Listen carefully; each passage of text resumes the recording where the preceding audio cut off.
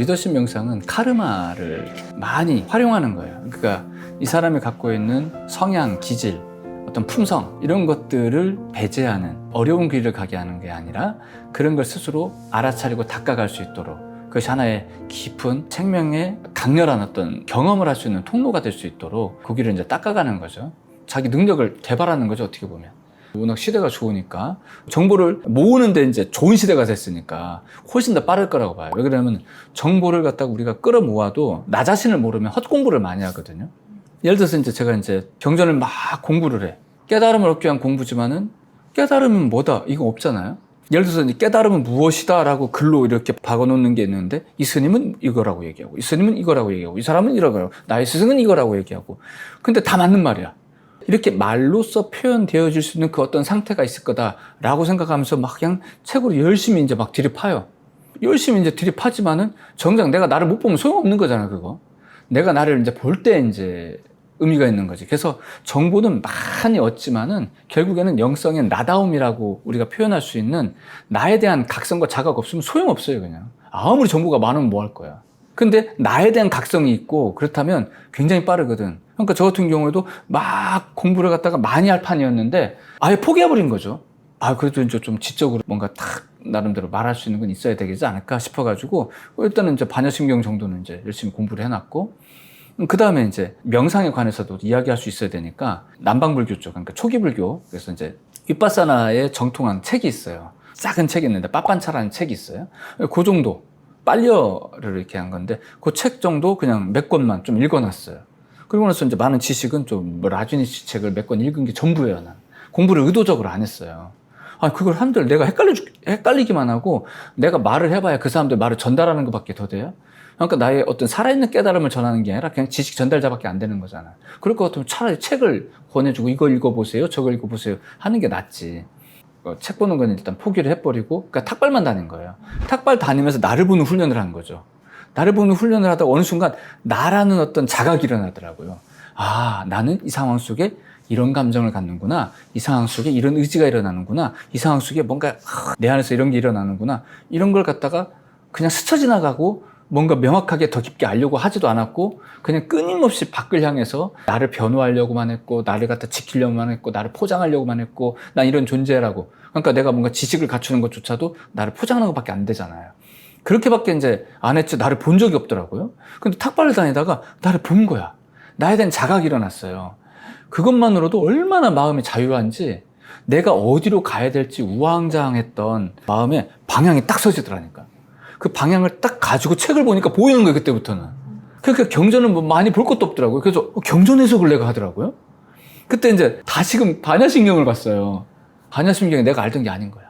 나는 이렇게 알고 있었거든? 한마디로 내 맘대로 한 거죠. 내가 내 맘대로 머릿속에 반야심경을 내 나름대로 그 책의 내용도 흡수할 뿐만 아니라 더 잘 공부하기 위해서 어떤 많은 스님들의 책들을 보면서 반야심경은 이런 거구나 하면서 대부분 논리적으로 접근하거든요. 대부분 논리적으로 접근하는 그게 나한테 왠지 마음에 맞는 것 같아서 그렇게 논리적인 반야에 대한 이해를 갖고 있었단 말이에요. 근데 나를 보고 반야심경을 보니까 그 내용이 아니었던 거예요. 공이라는 말이 그런 뜻이 아니었던 거야. 전혀 다르네. 나를 보면 되는 거였던 거예요. 그러니까 경전을 보니까 그때부터 보이는 거죠. 그래서 이제 법화경 얘기할 때 그렇게 얘기했잖아요.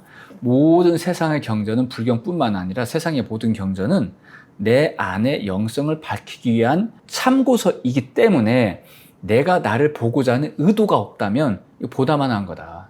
그래서 내가 나를 보고자 할 때 드디어 나를 보면서 경전을 본다면 이건 충분한 참고서가 되고 나침반이 되고 지도책이 되는 거다. 그래서 나를 보는 방법을 이야기하고 있는 거거든요.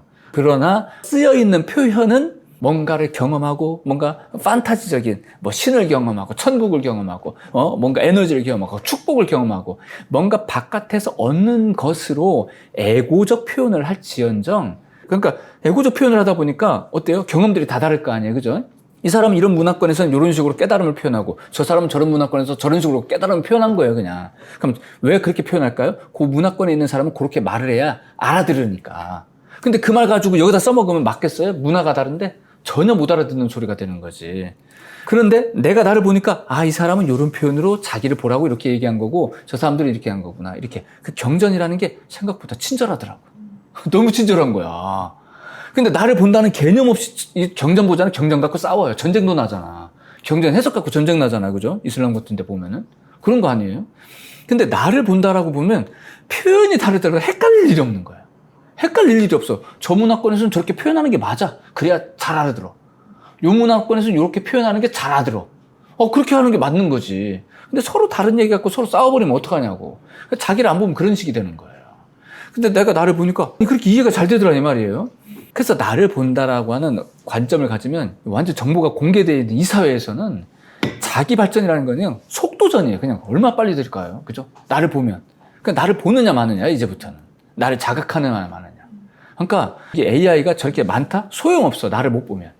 흡수를 못해. 너무 많아가지고 헷갈려 버리는 거예요. 물론 AI가 친절하게 나를 파악해가지고 나에게 맞는 정보를 갖다 딱딱딱 이제 물어다 주는데 그게 전부야. 그래서 AI가 나에 대한 어떤 깨달음을 암만 말해도 내가 나를 안 보면 소용없어요. 그래서 제일 중요한 건 AI의 어떤 시대가 이제 왔으니까 이제 나를 보면 이제 되는 시대가 된 거예요. 나를 보기만 하면 돼. 자기의 어떤 창조성을 두려움 없이. 사람들은 우리 일자리 뺏기지 않을까? 아니요. 인간이 창조하면 되는데 뭐가 두려워. 과거는 과거의 것을 이어받았어야 됐고 이어받기 위해서 먼저 만든 사람들의 그 세계에 동속되어 종노릇도 좀 하면서 뭔가 이렇게 이제 오는 세계였거든요. 소위 상속받는 그런 시대였었어. 그래서 이제 내 거 함부로 만들 수도 없었어. 그잖아요. 그죠? 근데 지금은 그게 아니에요. 마치 이거 뭐라고 할까? 문명 개혁으로 말미암아 다 무너져 버린 거야. 그래서 옛날에 이런 식으로 돈 벌었던 게 이제 안 통해. 새롭게 돈을 벌어야 되는데 어떻게 돈을 벌어야 될지를 모르는 거예요, 지금. 그 전통적 방식으로 돈을 벌라니 일자리를 뺏기는 걸밖에 더 느껴지냐고. 자기가 일자리를 창조하면 될 일을. 근데 앞으로 창조를 한다는 게 어떤 식으로 될지 우리는 모르는 거예요. 우리는 알 수 없어. 근데 내 안에 영성을 밝혀가다 보면 답이 나오게 돼 있겠지. 이게 어떤 식으로 나올지는 상상할 수가 없는데 분명히 나올 건데 그 큰 부분에 차지하는 게 영성이 차지할 것 같아. 왜? 너무 많이 지성과 감성이라고 하는 인간의 그 거대한 카르마 영역을 AI가 대신해 버렸잖아요. 일자리 싹 뺏어버렸거든. 어떡할 거냐고. 그래서 이제 인간들은 새로운 영역을 이제 또 만들어야 되겠죠. 그게 이제 영성이에요. 그건 AI가 건들 수 있는 세계도 아니고. 오히려 AI의 저 세계는 영성을 놓고 도와주는 세계지. 그러니까 인간이 주인 못 되면 끌려가는 거야, 이제. 두려움에 살살 떨겠지. 그렇다잖아요. 지금 이제 우리나라가 전 세계에서 최고로 잘 발전하는 이유가 애를 알아서 안 낳아. 그 로봇가 그 자리를 대체해 줄 수 있도록. 지금까지는 외국인에게 많이 의존했는데, 그러니까 로봇 의존율이 세계 최고랍니다, 우리나라가. 우리나라가 이제 생산 그 자리에 가게 되면 외국인들이 그렇게 많이 들어왔는데도 로봇 공정률이 굉장히 높다네요. 근데 거기다가 이제 막 로봇 이제 때려 넣어버리면 뭐 이제 외국인들도 이제 우리나라에서 일 못하는 거지. 영성이 이제 이렇게 아무리 발전해도 사람은 태어나서 성장의 과정을 밟는다. 여기서 못 벗어나잖아. 뭐 자기 아버지가 부처님은 뭐 할 거냐고. 나는 성장해야 되고 그 사이 아버지를 못 알아볼 텐데. 그래서 아버지는 내 입장에서 아버지여야 되고 나한테 이렇게 잘해 주셔야 되고 나를 훈육해 주셔야 되고 그런 게 있을 거 아니야? 그런 걸 이제 잘해야 되겠지. 그래서 이제 자식을 이제 길러갈 때 진짜 부처님처럼 길러갈 수 있는 뭐 그런 게 이제 새로운 교육 어떤 뭔가 마인드로 나와줘야 되고 뭐 그런 것들이 이제 군데군데 나오겠죠. 지금 뭐 대안학교 무슨 영성학교가 나올 거고 이러면서 이제 새로운 시대를 준비하는 거예요. 그런 식으로 점점. 그냥 그런 걸 그럼 또 다 추구하느냐? 그렇지도 않아요. 다 욕망대로 가는 거예요. 그냥. 그 속에서 고통도 겪고 환란도 겪고 감당할 거 감당하면서 거기서 또 성장하는 거예요. 그래서 앞으로 시대는 영성이라는 것뿐만 아니라 카르마에 대해서 해박해야 돼요. 그 많은 세계를 교육하려면 카르마에 대해서 모르면 어떻게 교육할 거예요? 그죠? 아니면 획일적인 교육이 되는데 얼마나 답답할 거예요, 사람들이. 솔직하게 저만 해도 여차하면 그냥 말 한마디 하면 나도 솔직하게 획일화가 되는 거거든. 그래서 여러 가능성을 열어놓으면서 이제 이야기를 할 수밖에 없는 거지. 그래서 이제 밖을 향한 것이 아니라 내면을 향한 것이 되기 때문에 약간 획일성이 용납이 되는 거죠. 왜? 산으로 올라가면 올라갈수록 길은 모이는 거니까.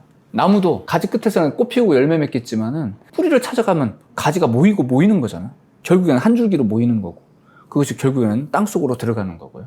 그런 것처럼 방향성의 이제 문제죠. 근데 밖을 향한 방향성을 놓고 이것만 오라. 그건 틀리지. 아까 이제 그런 군체와 같은 그런 상황이 생기는 거지.